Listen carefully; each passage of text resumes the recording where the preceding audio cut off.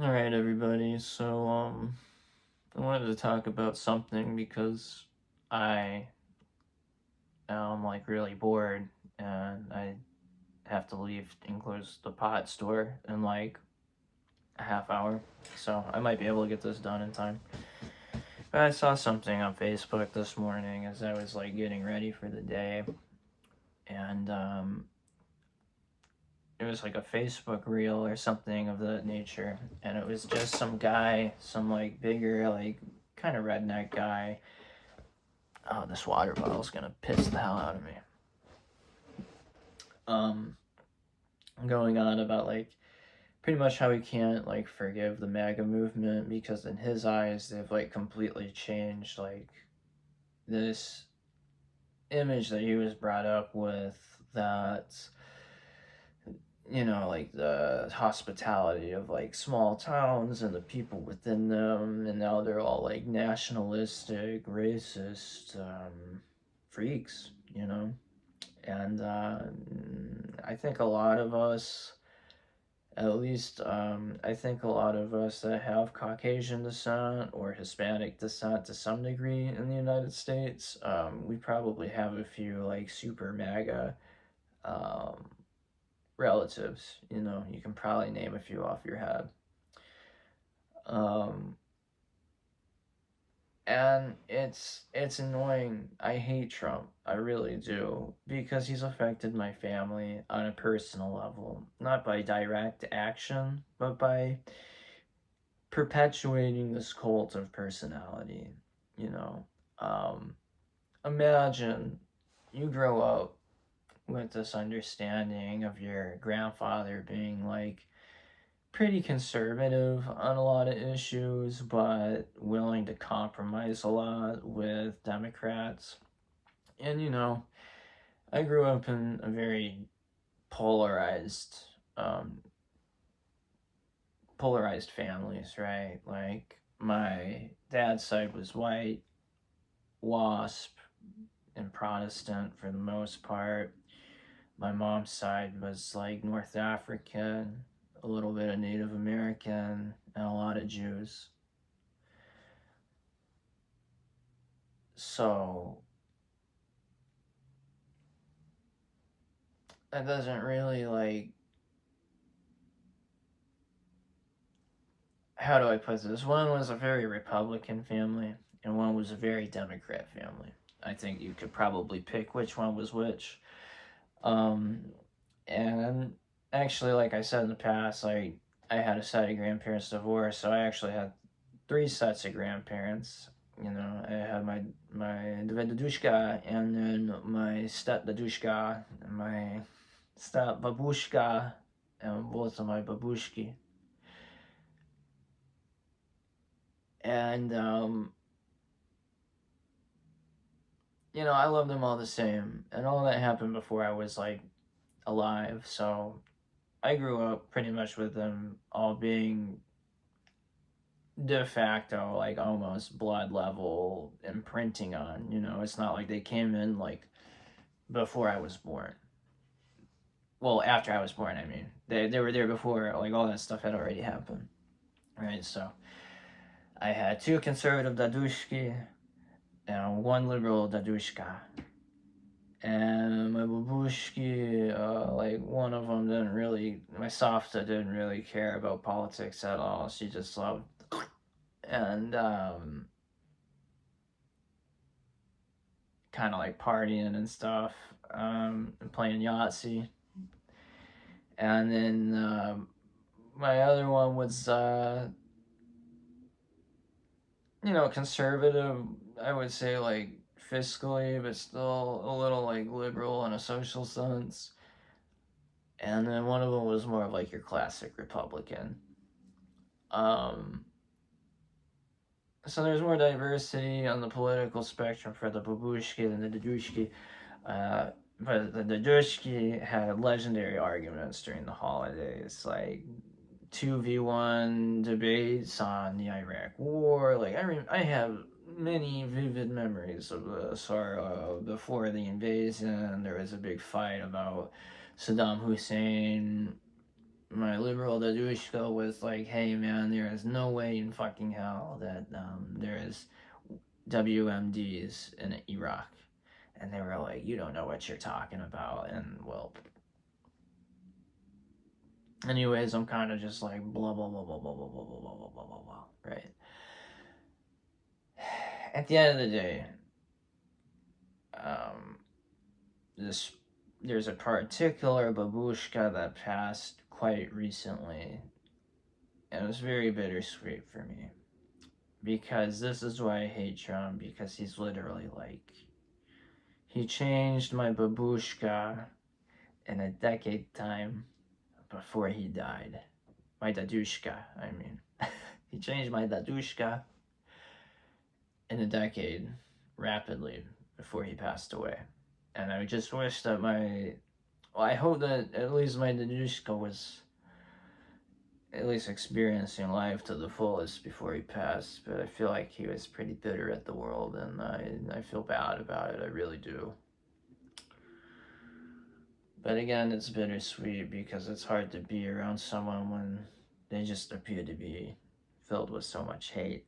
And that is what Trump did to some of my family members, man. Like, it's time to own these snotty libs, and like, it was no longer about like a compromise. It was no longer about finding a solution for everyone, because at this point it just seemed like the people from that generation kind of flipped the chessboard on that idea. We're like, well, fuck everyone. Like, we're only gonna serve us. And it's pretty self-apparent with the power vacuum that we're in right now. I mean, baby boomers still haven't really relinquished any power, and that's crazy considering that they're on the cusp of fucking death. So there's basically two generations of people that they've disenfranchised effectively. Um,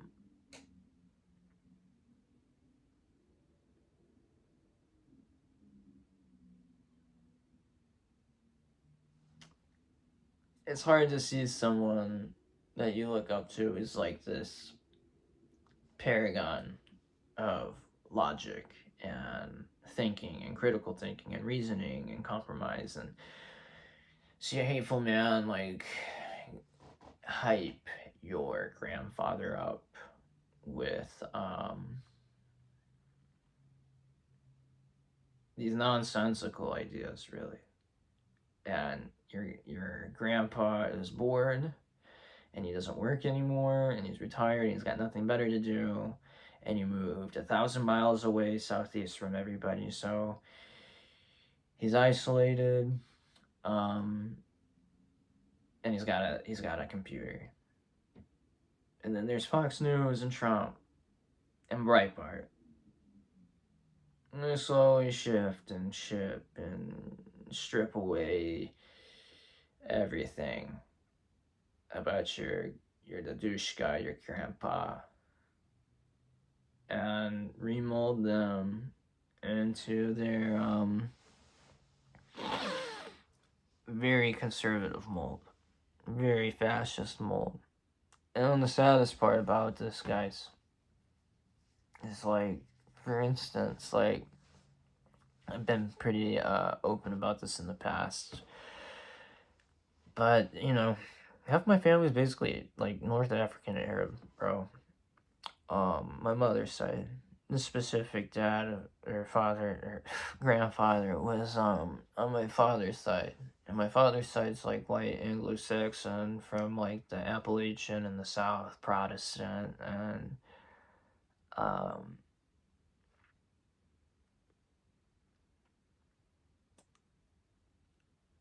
the last thing that my grandfather shared, one of the last things, there was a Ukrainian refugee, that lady that got unfortunately um, attacked in that train, and my dadushka shared an article about how it's starting, the aftermath of that was starting to reawaken the white identity in the United States. And that really upset me, you know, because it's like, well, what does he think about me then? Because I already know, like, one of my grandmas, like, when she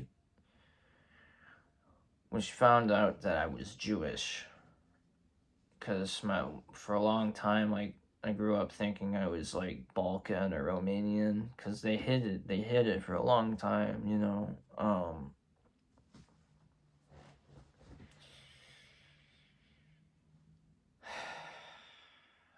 This grandma said, "Oh, so that's why you have that huge nose," and that really didn't sit right with me. I don't really think that grandma would be fucking with us Jews like that. So it's sad to have been the oldest grandchild and then have to like walk away from half of your family because they're racist, bro. Only just now in the past few years have I been able to get more in touch with like my more like liberal aunts and stuff again, and we've all began hanging out, and like that's been really nice. Um, and those are like the people I really want to like keep in contact with, you know. Because just about everybody else I've known in my family seems to have been like sucked into some sort of weird conservative cult. Whether it's been like heavily religious themed, whether it's been heavily MAGA themed, whether it's been heavily podcaster themed, I just don't really want a part of it. I'm sick of like people's like personalities like turning into nothing but bitter sentiments. I'm tired of going to work and dealing with it every day. I'm tired because you know you hear it everywhere. It's like everywhere in life now. Like one of my old like thought pieces I just posted 10 years ago. You know, I had a boss who was really racist and not like me for being half Arab and Jewish. So he just called me like a lot of slurs, or maybe not slurs in some contexts, but definitely pointing at the fact that I am what I am type of thing. Like Jew boy is like an insult sometimes. Like, I've been called a kike on the job. I never thought I would experience that in my life, but I've been called a kike on the job.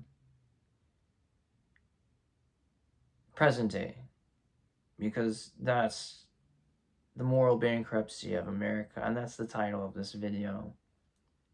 I'll never forgive MAGA, people who have voted for MAGA, Trump himself. I don't care what penance these people want to make. They can make it with their God instead. Because I'm not interested in hearing it.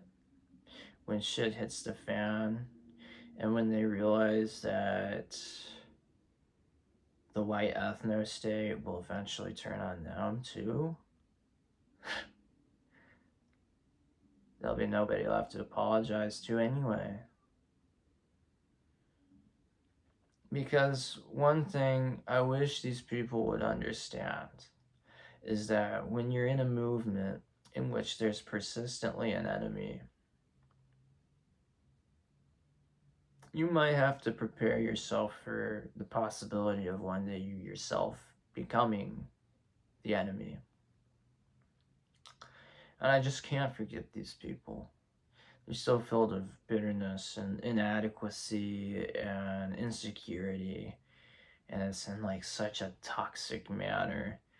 And they do such shiesty things, there's a reason they have to like do shitty borderline cheat or outright cheat to win in most cases, because no one fucking likes them. At the end of the day, who's really watching Nick Fuentes?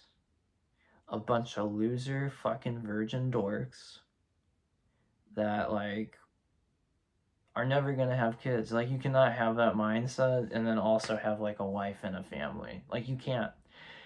people like Charlie Kirk and people like Nick Fuentes are literally like perpetuating chastity cults. Like it's like the 2020s version of being a MGTOW in a sense. Like the men that are going their own way but never go away. And it's the same deal with these people. They're um they're in a hate cult because they all feel inadequate.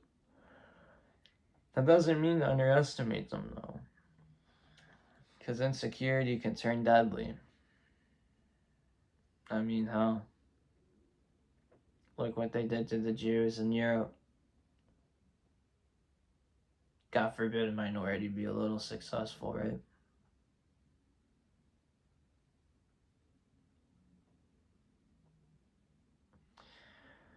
But when you're insecure, and when you're an idiot, and when you're gullible,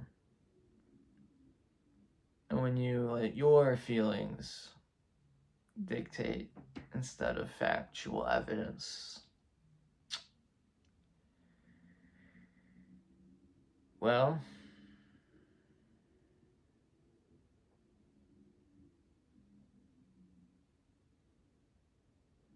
you be living in a MAGA America.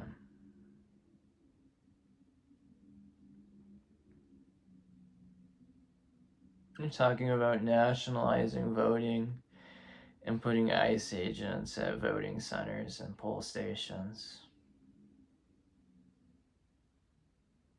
So when I go to the midterms in my swing state this year, and I refuse to show my ID to some weirdo in a mask, and he throws me in the back of a van and puts me in a concentration camp, remember that this is what you voted for.